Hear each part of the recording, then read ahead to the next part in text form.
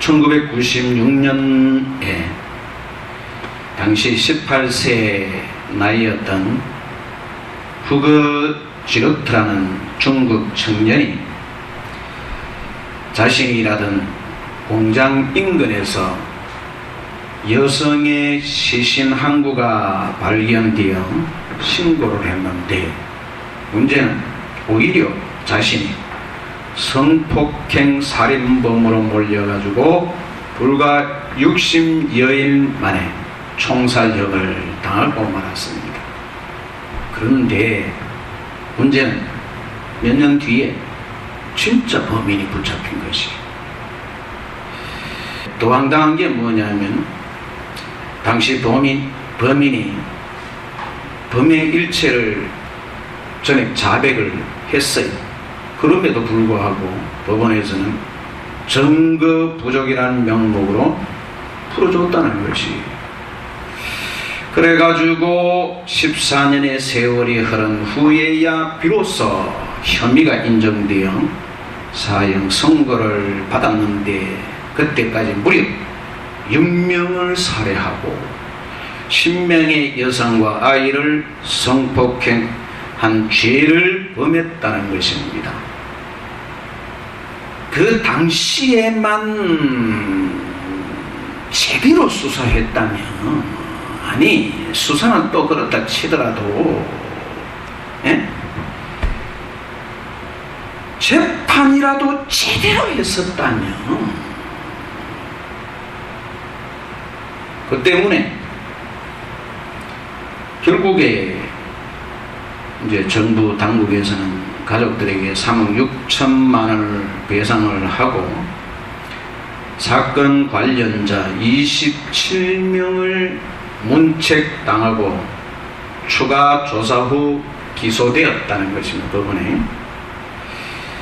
아마 제가 생각할 때 왜 그랬을까? 그 이유는 솔직히 이제 그걸 인정하면 옛날에 살인범으로 그렇게 사형을 했던 그 사실에 대해 가지고 수사기관 및 법원, 재판 모든 담당자들이 어디 문책받아 마땅하거든. 왜? 멀쩡한 사람을 살인자로 몰아가 죽였으니까 그 사람이 얼마나 억울하겠습니까? 그리고 그 가족들은 14년 동안 얼마나 그것 때문에 마음의 고통을 당했었겠습니까? 그러니 수사기관과 아울러 재판의 잘못된 판단 때문에 얼마나 많은 사람들이 고통을 당했느냐 이거죠. 왜 제가 이런 이야기를 하느냐면, 우리가 살면서 우리는 인생의 모든 순간이 뭐죠?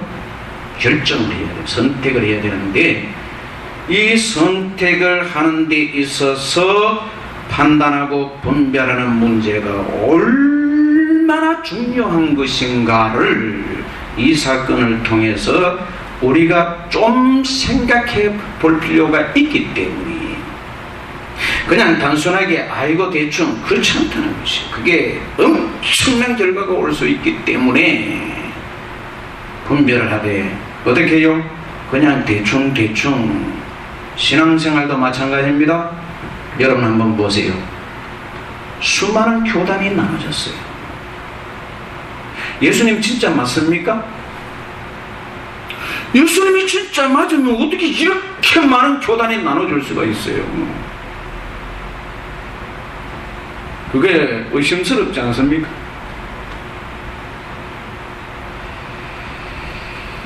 그리고 여러분, 무조건 믿기만 하면 되겠습니까? 이렇게 교단이 많이 나누어졌는데 그냥 생각해 보고 판단하지도 않고 그냥 무조건 우리 교단이 옳다, 믿어서 되겠습니까? 100개 교단이 있으면 100분의 1의 확률이죠. 200개 교단은 200분의 1의 확률밖에 안 되는 것이죠. 그렇기 때문에 종교는 그 어떤 문제보다도 말로 다 할 수 없을 정도로 중요하기 때문에 다른 것 좀 손해보고 그렇게 여기 재판에서 이렇게 죽을 수도 있어요. 그것과 비교할 수 없는 게 영원이죠. 그렇기 때문에 우리는 어떻게 해야 됩니까? 철석같이 믿었다가 나중에 가보니까 지옥이면 그때는 후회해도 소용이 없어요. 따라서 우리에게 기회가 주어졌을 때 이 동안에 우리는 어떻게 해요? 과연 내가 그동안 알고 있는 것까지도 진짜냐? 내가 확신했던 것까지로 정말인가를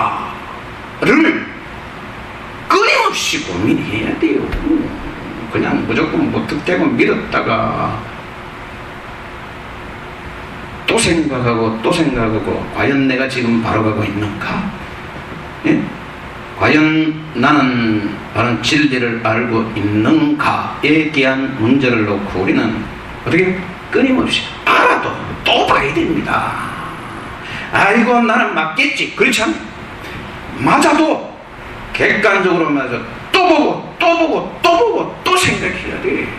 그래서 만에 하나라도 오해하는 것이 없도록 하는 것이 뭐예요? 상책이에요.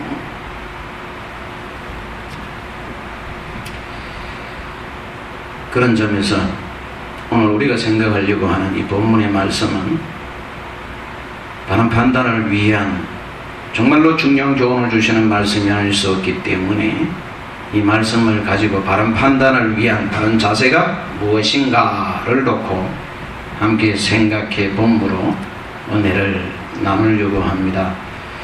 먼저 오늘 이 본문의 말씀은 바울이 당시 이스라엘 왕이었던 아그라빠 왕과 총독 베서도 앞에서 왜 바울이 자기가 이렇게 재판을 받는지에 대한 이유를 설명하면서 자기를 변호하는 말씀인데 4절에서 5절 말씀을 보면 이렇게 말씀합니다.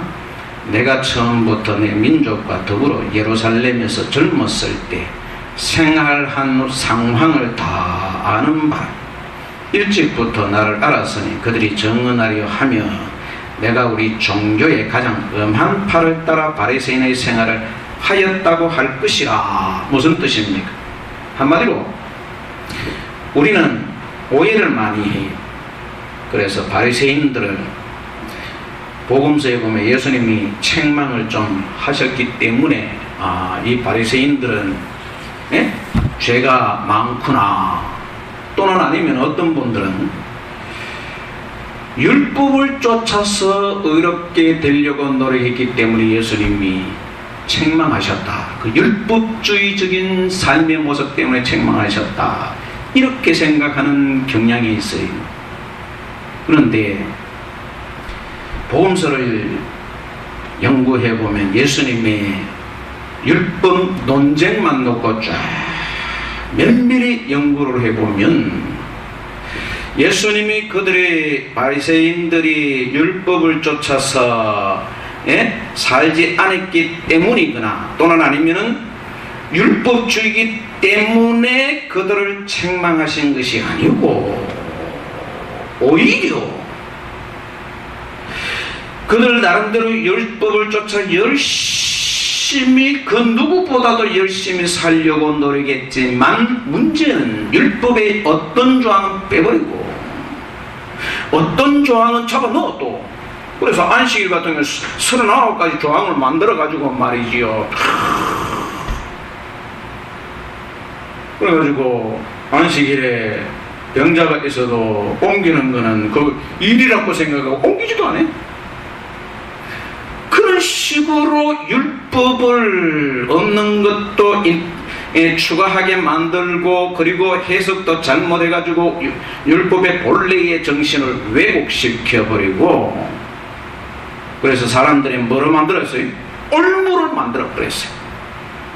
심지어 율법을 쫓아 살아도 중심에서 우러나는 그 마음에서 살아야 되는데 그렇게 하지 아니하고 사람에게 잘 보이고 인정받 이렇게 한 목적으로 중심에서 우러나는 것이 아니고 가식적으로 순종하는 등등의 문제를 지적하셨던 것이지, 그들이 율법을 쫓아 순종 안 했기 때문에 또는 율법주의이기 때문에 지적한 게 아닙니다. 오히려 예수님은 본래의 율법의 정신을 적나라하게 드러나게 하시고 바로 순종할 수 있도록 그렇게 그들의 문제가 뭔가를 지적하셨어요. 그렇기 때문에 당시 사람들의 입장에서 볼 때에 제사장들 그룹과 달리 바리새인이다 그러면 어떻게? 이 사람들은 율법에 정말 열심히 있는 사람들이다, 잘 지키려고 노력하는 사람들이다, 이렇게 자타가 공인할 정도로 인정했던 사람들. 그래서 지금 여기 보면 바울이 왜 이 이야기를 하는 겁니까?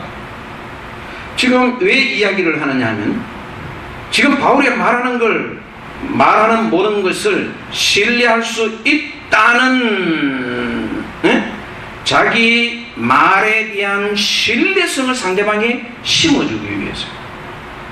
그렇죠? 자, 이제 생각을 해봅니다. 객관적인 입장에서 생각을 해야 합니다. 내가 예수 믿는 사람 입장이라고 생각하면, 또는 아니면 다른 사람 입장에 생각하면 여러분 편파적이지. 그러지 말고 늘 객관적인 입장에서 생각하세요. 그래서 예수님이 진짜냐 가짜냐, 지금 바울이 진짜냐 가짜냐, 바울이 지금 거짓말을 하느냐 안 하느냐, 이걸 무조건 바울이 말했으니까 옳다 여러분 그러지 말고 성경 그렇게 읽지 마세요. 이게 진짜인지 어떻게 알아? 성경이 진짜인지 어떻게 합니까? 종교 수없이 많은데 기독교가 진짜인지 어떻게 알아요? 그러니까 무조건 성경이 올 때 이렇게 하지 말고 늘 객관적인 입장에서 생각하세요. 우선 그런 점에서는 바울이 믿을 만해. 바울의 말에 심지어 5절에 보면 일찍부터 나를 알았으니 그들이 정언하려 하며, 무슨 뜻입니까? 일찍부터 알았다는 것은 일찍부터 그들과 함께 생활했기 때문에 바울이 어떤 모습으로 생활했는지를 다 안다는 것이죠. 그렇죠? 대제사장들한테 공문을 받아갔으니까 그건 당연한 이야기예요. 자, 그럼 제가 물어보겠습니다. 요사이 신천지 같은 경우에 아주 교묘하게 접근해요. 그래가지고 여러 가지 어떤 수단 방법을 하는데 이제 이런 명함도 돌리고 뭐 이렇게 해가지고 하는데, 여러분 그 사람들 들어가면 뭘 배우느냐 하면 전도를 할 때 상대방을 어떻게든 교묘하게 속여서, 그래가지고 교묘하게 속여가지고 싹 끌어들이냐, 이걸 배워요. 제가 묻겠습니다. 그 거짓입니까 아닙니까? 그런 식으로 거짓으로 전도하면 됩니까 안 됩니까? 예수님이나 성경은요 절대로 거짓이나 가짜로 그렇게 사람 속이면서 그렇게 교묘하게 그렇게 전도하라고 말씀하시지 않았어요. 그 자체가 이미 죄라는 것을 거짓을 빨리 자기들이 배워. 이렇게 속이라, 이렇게 속이라. 전도는 그렇게 속이는 사람들, 속이라고 말하는 사람들의 말을 믿을 수 있습니까 없습니까? 그걸 어떻게 믿겠어요? 좀 한번 생각해 보세요. 법 잘 지키는 사람들의 말을 믿기 쉽습니까? 믿을 수 있습니까? 법을 안 지키고 그 삶 속에서 날마다 거짓말, 입만 열면 거짓말하는 사람의 말을 믿는 게 바랍니까? 그건 지극히 당연한 이야기. 그가 대제사장들이 왜 욕을 먹었느냐 하면 그들이 직책은 거룩한 대제사장이었지만 율법을 쫓아 강조해도 자기들 율법을 엄청 범했기 때문에 백성들이 인정을 안 하지 않아요. 그러나 바리새인들은 왜 인정했어요? 이거는 그런 직책이 아니지만 그럼에도 불구하고 율법에 오죽했으면 그래 안식일을 물론 그 정신이 잘못됐지만 오죽했으면 안식일을 39가지를 만들 정도로 그렇게 열심히 지키려고 했겠습니까? 무슨 말인지 이해갑니까?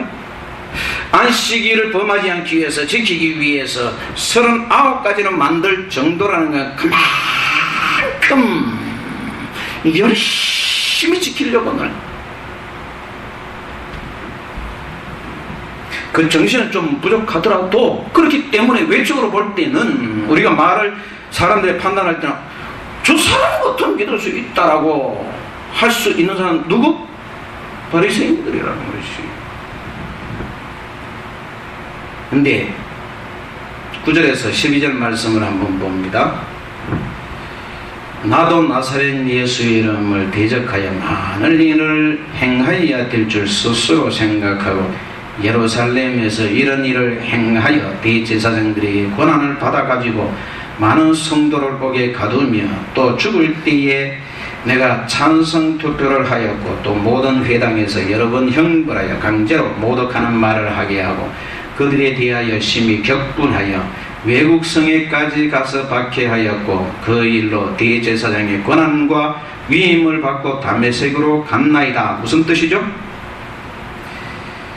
바울이 예수님을 만나기 전의 모습입니다. 바울은 그 누구보다도 열심히 예수님을 믿는 사람들을 박해했던 사람입니다. 그렇죠? 열심히 율법을 쫓아서 율법을 살았을 뿐만이 아니라 열심히 박해했는데 그런 바울이 180도로 바뀌어서 수많은 죽음의 위험과 또는 수많은 위험에 직면함에도 불구하고 그는 모든 자신의 부귀영화를 다 버리고 예수님이 진짜 메시아다 온갖 고통과 괴로움 다 당하면서도 목숨까지도 수없이 잃을 수 있는 위기에 놓여 있음에도 불구하고 한마디로 목숨 걸고 복음을 전한 것이 예수는 진짜다. 자기 모든 부귀영화 성공 모든 거 다 버리고 그렇게 예수님이 진짜다라고 고백하고 전할 정도로 완전히 180도로 바뀌었어요. 그 이유가 뭐라고요? 13절에서 18절 말씀에 보면 다메섹 도상에서 부활하신 예수님을 만났기 때문이라고 고백을 하고 있습니다. 다시 말해서 만약에 이제 생각을 해봅니다. 만약에 바울이 정말 만나지 않았다면 바울은 어떤 사람입니까? 미친 사람이에요. 정신병자야. 그렇잖아요. 뭐 출세길이 열린 그가 모든 걸 다 버리고 온갖 누가 뭐 하는 것도 아니고 죽을 고생을 하면서 말이야. 지금으로 말하면 예를 들어서 큰 뭐 대접받을 수 있는 그런 걸 버리고 저 죽음의 땅 중국이나 또는 아니면은 공산주의 국가 또는 이슬람 국가에 가 선교사를 가는 거 똑같고요.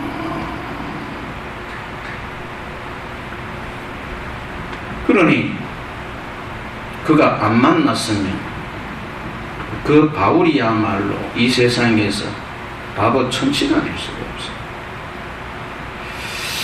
그렇기 때문에 우리는 이 바울의 이 말을 가만히 들어보면 어느 정도는 믿을 수 있어요. 그렇죠?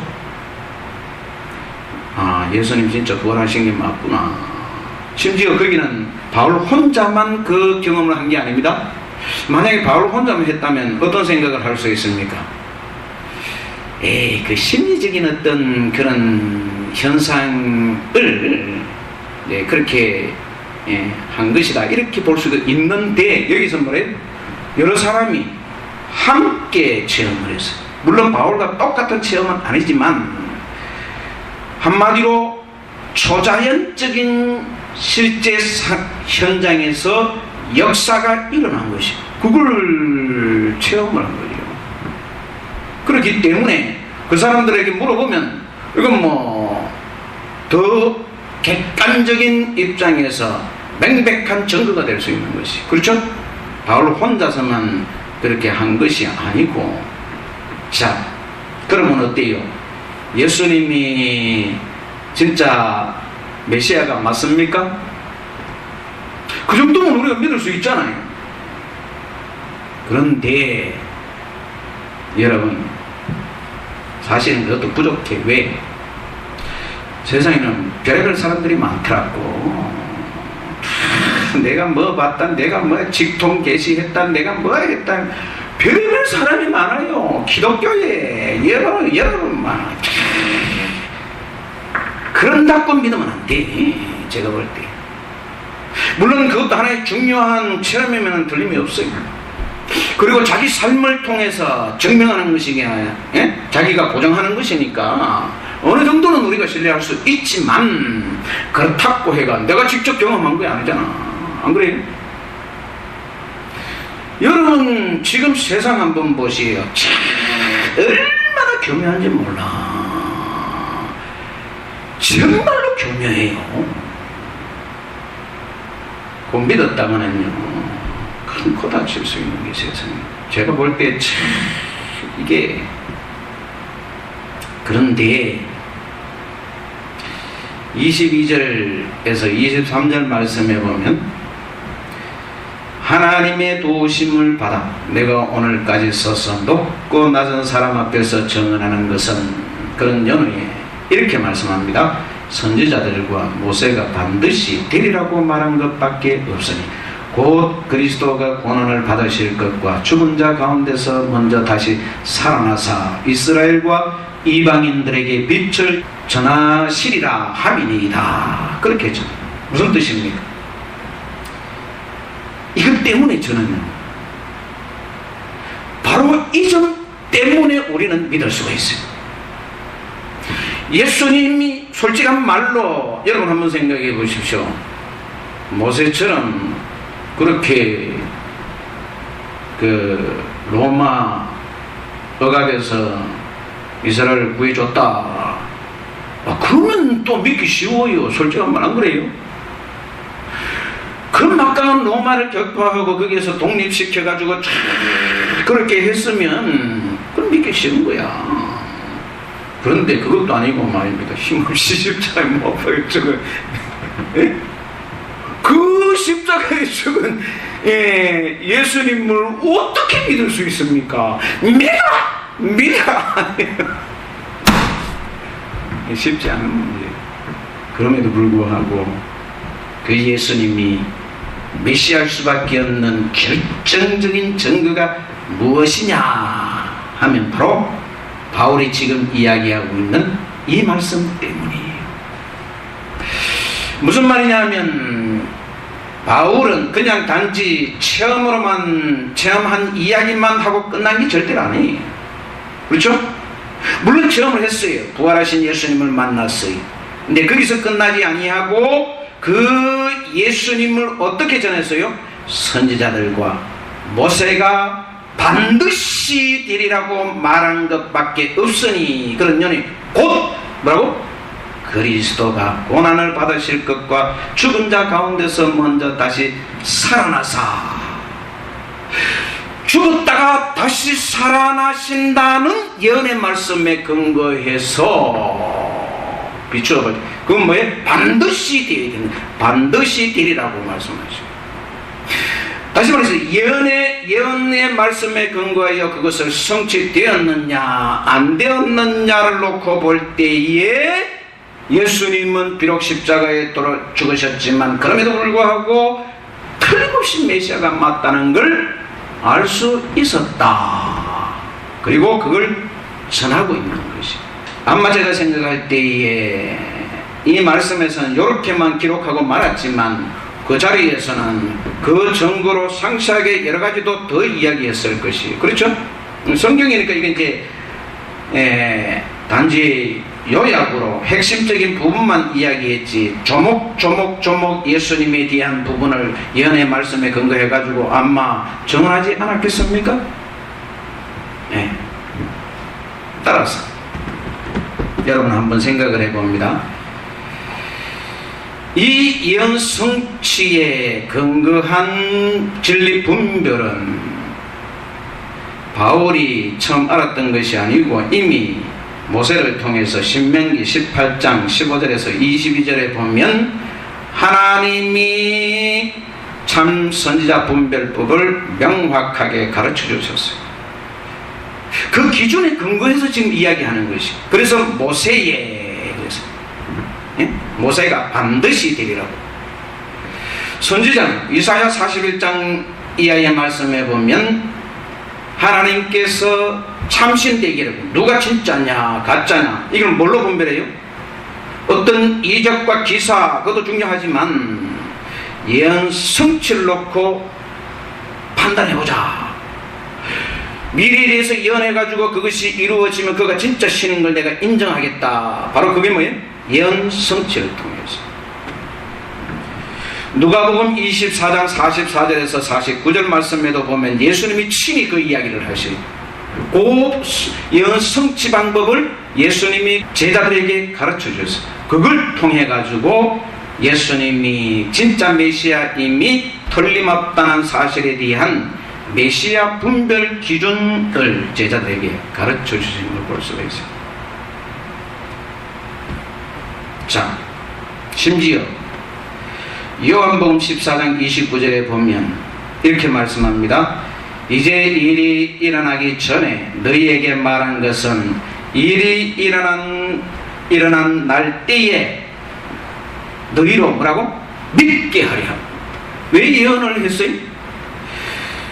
이제 일이 일어나기 전에 미리 너희에게 말하는 것은 그 일이 일어날 때에 그걸 보고 예수님이 진짜가 맞구나, 이걸 믿도록 하기 위해서 미리 예언하신다. 그렇게 말씀합니다. 뭐예요? 예언 성취방. 예언하고 성취를 통해서 예수님이 메시아냐 아니냐 이거를 분별할 수 있도록 하기 위해서 이사야 41장 이하의 말씀도 똑같은 이야기예요. 하나님이 내가 예언을 할 테니까 그 예언이 성취되거든. 어떻게 해요? 하나님이 진짜인지 우상이 다른 신들이 진짜인지를 너희가 분별해봐라. 고치는 거죠. 이걸 놓고 사실 여러분 이보다 더 명확한 분별법이 어디 있습니까?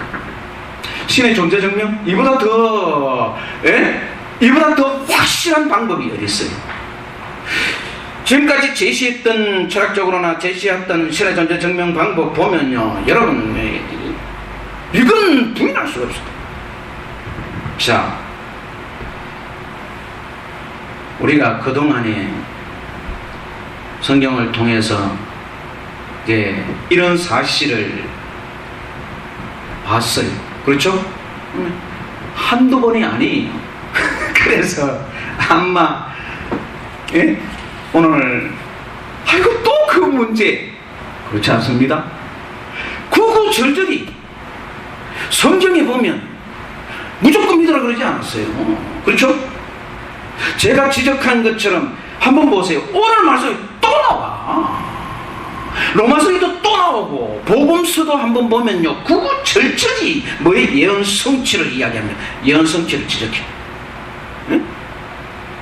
이 예언 성취의 방법이야말로 가장 믿을 수, 환상은 믿을 수 없어요. 믿기 어려워요. 그러나 예언 성취는 이거 부인할 수가 없는 것이에요. 왜냐하면 하나님이 계시냐 안 계시냐 보다도 뭐가 중요해요? 그 하나님이 나에게 놀라운 은혜와 복을 주실 수 있는 분이냐 아니냐, 이게 더 중요하잖아요. 실제로 안 그래요? 예를 들어서 하나님 진짜지만 나한테 복 안 주면 내가 하나님 무슨 의미가 있습니까? 응? 그렇기 때문에 그 하나님이 나에게 복을 주실 수 있는 능력 있는 하나님이냐, 또 믿을 수 있는 하나님이냐, 이게 중요하기 때문에. 그럼 뭐가 중요해? 약속하신 말씀을 지키느냐, 그대로 성취되느냐 안 되느냐, 이게 중요한 것이에요. 그냥 단순히 예수님 믿습니다, 아멘, 이게 중요한 게 아니고, 내가 믿었는데 사탄처럼 말입니다, 예수님이 하나님이 거짓말 밥 먹듯이 하시는 분이라면, 예? 너희 왜 지옥 갈지 어떻게 알아? 그러나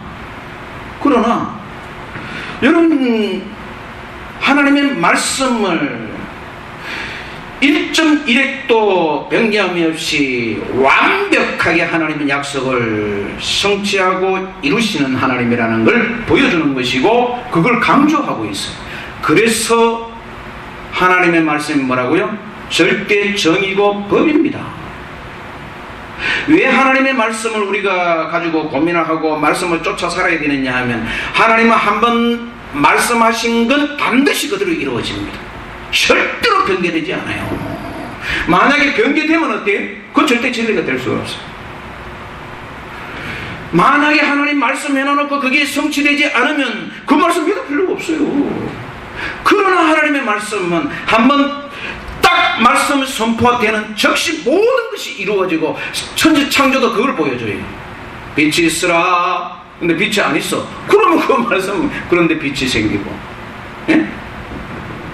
하늘과 모든 자연이 하나님의 말씀에 의해서 지어졌다는 걸 뭘 의미합니까? 하나님의 말씀이야말로 절대 진리라는 것을 보여주는 것이. 그래서 말씀이 뭐예요? 정의고 법이에요.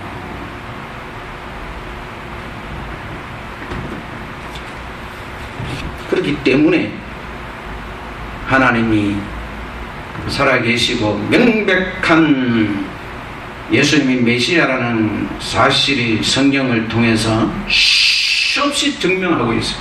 왜 중요하냐? 중요할수록 강조를 많이 합니다. 그렇죠? 이게 달달달달 나와야 돼. 우리 신앙송에서 여러분 입에 탁 터리면 이게 증명방법, 이게 나와야 되는 것이. 왜 중요하냐? 여러분, 지금 세계는 종교 통합으로 가고 있습니다. 그리고 기독교 수많은 도전에 직면했어요. 그런데 많은 분들이 왜 종교 통합으로 가고, 왜 그렇게 큰 교회들이 죄를 그렇게 우습게 생각하고 많은 분들이 그렇게 하느냐? 이유는 왜 다른 종교도 인정할 수밖에 없느냐 하면, 신의 존재 증명이 불가능하다라고 생각했기 때문에, 오해했기 때문입니다. 명백하게 증명할 수 있어요. 그렇죠?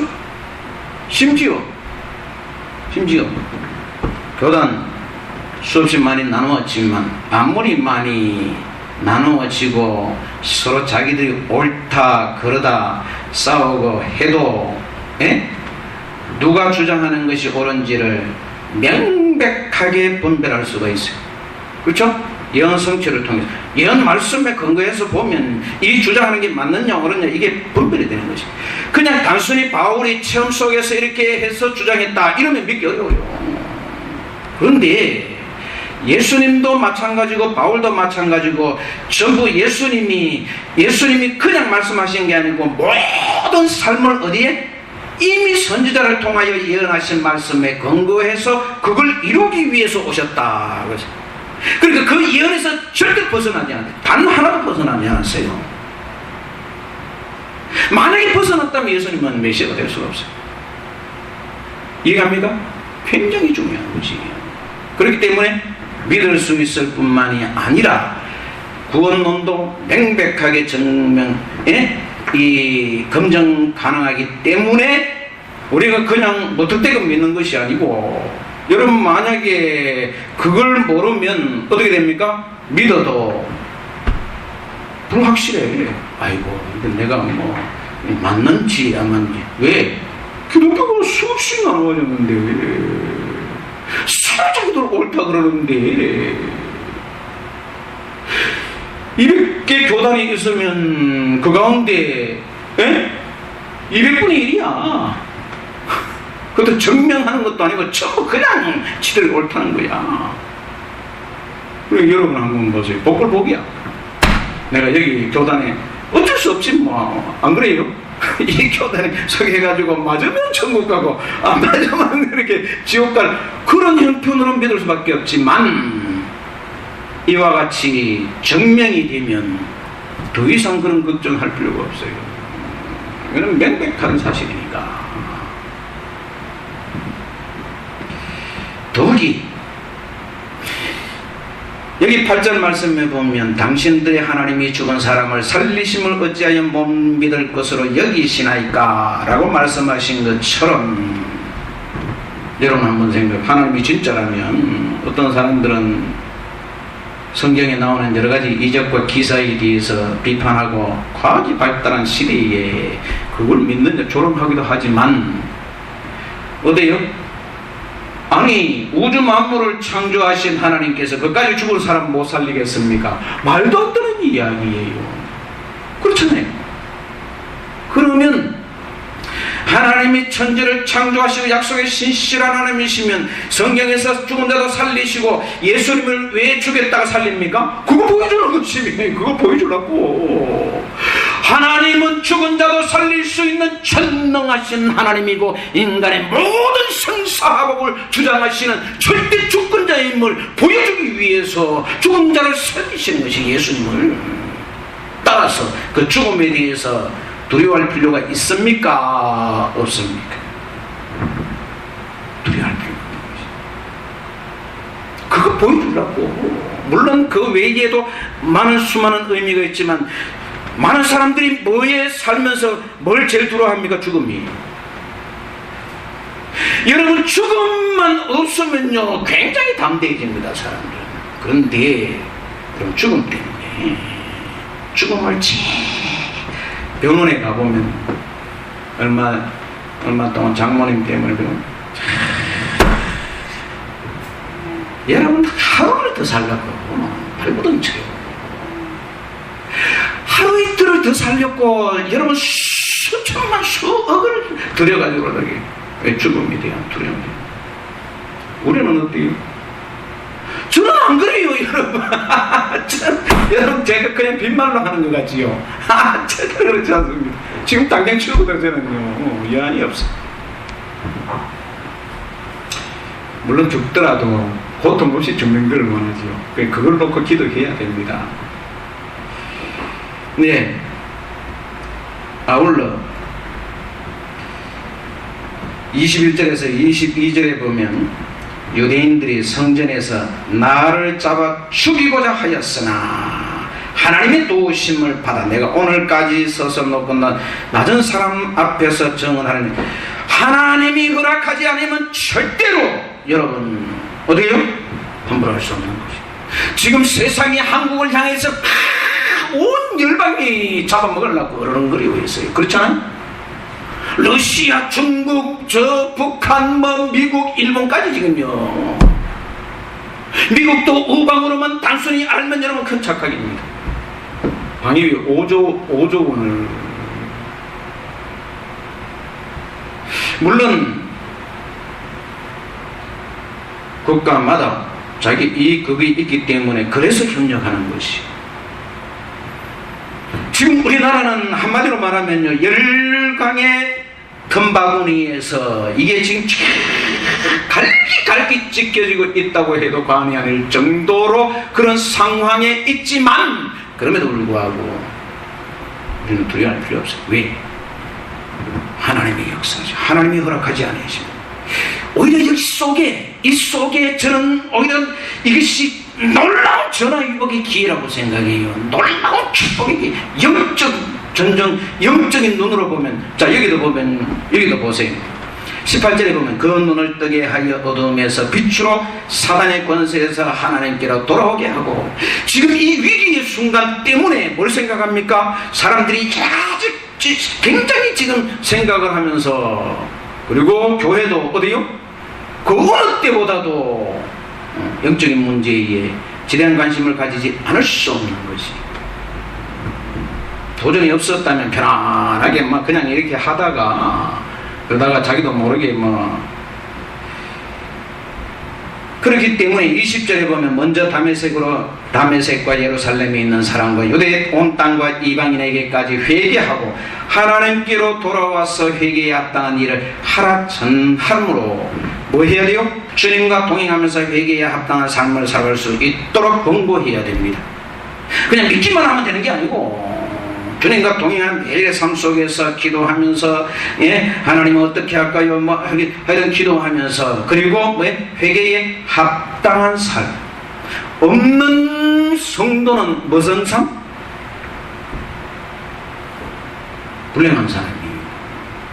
그냥 무조건 믿기만 하면 그렇지 않습니다. 바울은 절대로 그렇죠. 그런 사람 믿을 수 없어요. 부디 그래서 말씀을 통해서 끊임없이 뭘 이야기하고 있어요? 회개에 합당한 삶을 살아라고 해요.